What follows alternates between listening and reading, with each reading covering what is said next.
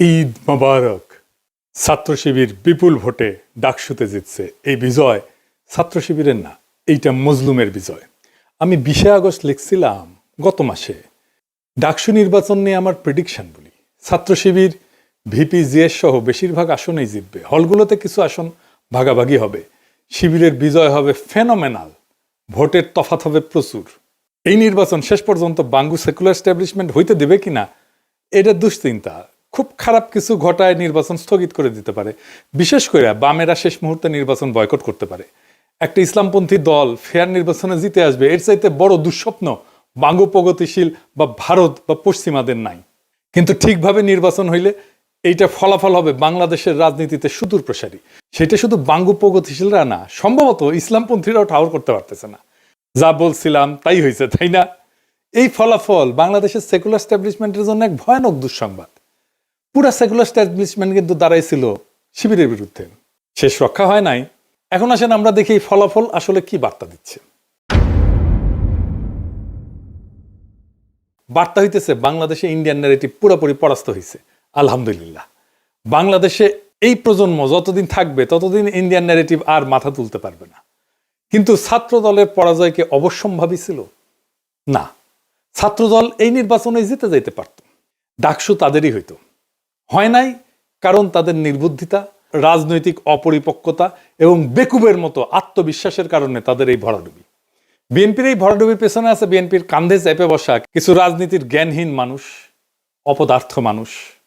আমি একসময় দেখাইছিলাম, আজ তাদের ক্ষমা দেখায় পরিচিত করে দিতে চাই না, এরা হাতে ধরে বিএনপিকে গাড্ডায় ফেলছে। তাও একজনকে দেখেন কইছিল শিবিরের ভরাডুবি হবে, তৃতীয় বা চতুর্থ হবে শিবির।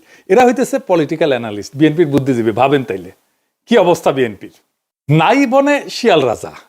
এরাই বলছিল ছাত্রীদের হলে শিবির জিতবে না, জিতছে তো বটেই। রোকেয়া হলে সাদিক কায়েমের নাম ঘোষণা হইলে কেমন আনন্দে উল্লাস করে উঠছে ছাত্রীরা দেখেন। জামালউদ্দিন খানের 26, মোহাম্মদ শাফিউর রহমান 16, মোহাম্মদ বিরিয়ানি মোল্লা 6, মোহাম্মদ আতাউর রহমান শিবন 1, মোহাম্মদ আমিনুল ইসলাম খান 199, মোহাম্মদ আবু সাদিক সাদিক খানের 960।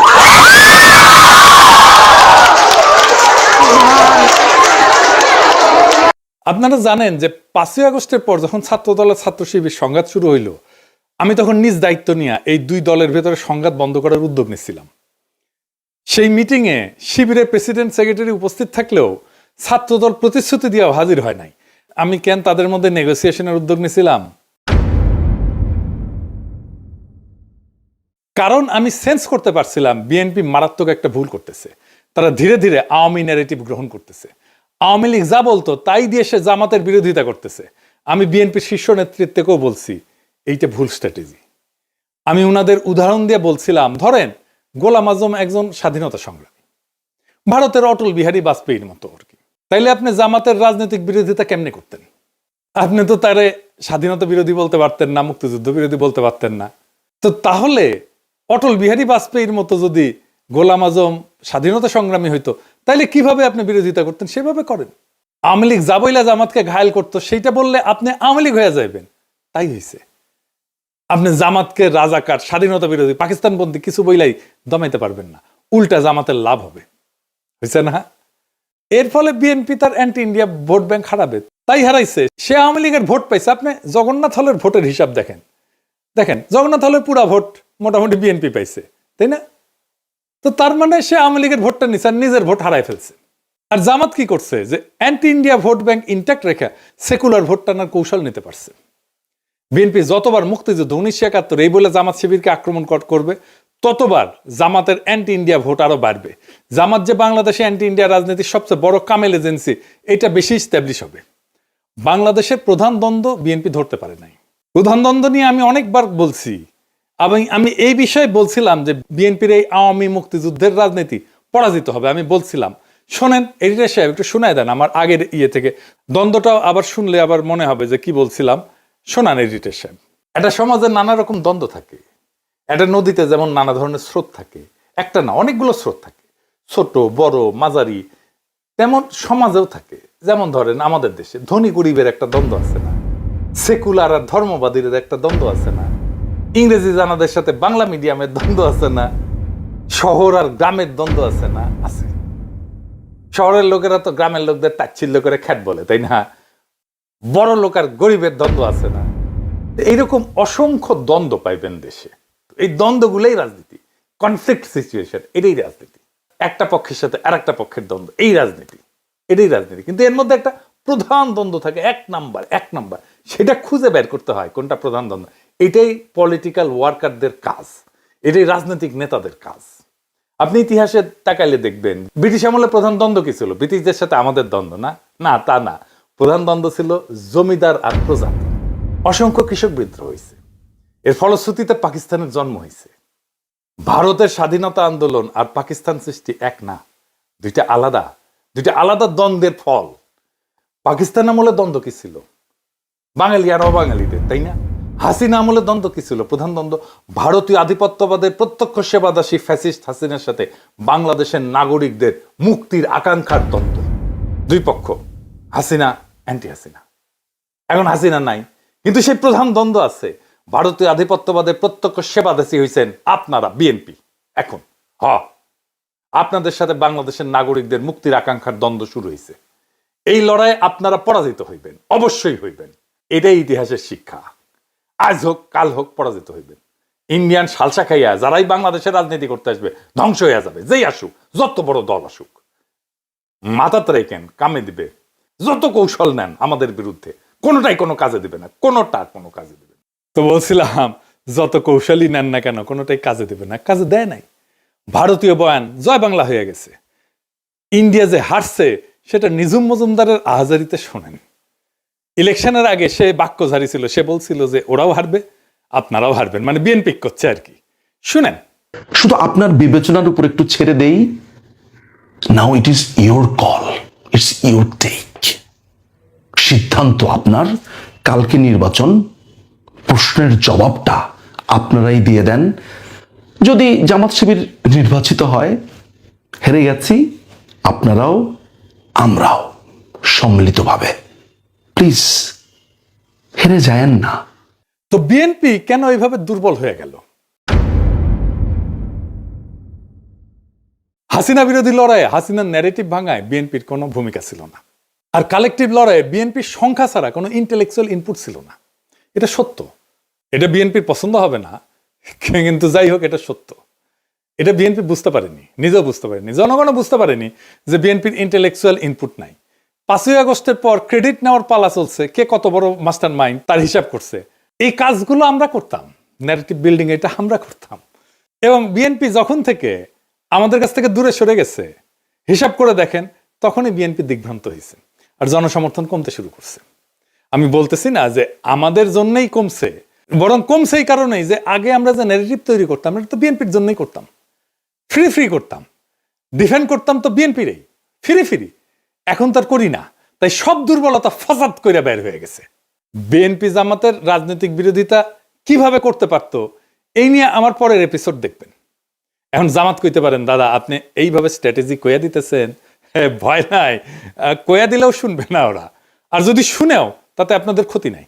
রাজনীতির জ্ঞান বিএনপির লবডাঙ্কা হইলেও ইগো আছে টনটনা, 16 আনার উপরে 18 আনা। এখন প্রশ্ন হইল, বিএনপি কেন এই রাজনৈতিক অবস্থান নিল? কারণ বিএনপি ডরাইতেছে যে ইসলামপন্থীরা ইমার্জ করছে, লীগ আর বামেরা না থাকলে সে এটা সামলাইতে পারবে না। তারা এটা বুঝাইছে ইন্ডিয়া, তাই লীগের ভোট তাদের লাগবে, কিন্তু সেটা নিতে গিয়া যে নিজের ভোট ব্যাংক দেউলিয়া হয়ে যায়, দল জয় বাংলা হয়ে যাইতেছে, তার কোনো খেয়াল নাই। রাজনীতিতে পলিটিক্যাল এনিমি বা দুশ্মন সিলেক্ট করতে হয়। আওয়ামী লীগ বিএনপির দুশ্মনের মর্যাদাও দিতে চায় নাই, সে তার দুশ্মন বানাইছিল জাতীয় পার্টিকে, গৃহপালিত দুশ্মন আর কি। হাসিনা চলে যাওয়ার পরে বিএনপি চাইছিল প্রথমে যে আওয়ামী লীগ তার দুশ্মন হোক, সেই জন্য সে আওয়ামী লীগ নিষিদ্ধ চায়নি। আওয়ামী লীগ দল নিষিদ্ধ হওয়ার পরে সে চাইছে জাতীয় পার্টি তাদের দুশ্মন হোক, মানে বিরোধী দল হোক। এটাও ইন্ডিয়ার প্রেসক্রিপশন। তারা কখনোই চায় নাই জামাত বিরোধী দল হোক, এমনকি এনসিপি হোক। এখন নিজেরই বিরোধী দল হওয়া লাগবে। এখন শিবিরের এই বিজয়, ডাকসুতে বিজয়, কি অর্থ বহন করে বা এটা কোথায় যাইতে পারে? এই ডাকসুই আগামী সরকারের ছায়া, যদি সে রাজনৈতিক দল ক্ষমতায় যাওয়ার জন্য তৈরি থাকে। 1971 ঠিক আগে তোফায়েল আহমেদ জিতছিল, আসম আব্দুর রব জিতছিল ছাত্রলীগ থেকে। তারপরেই আসছে 71 মুজিবের ক্ষমতা নেওয়া।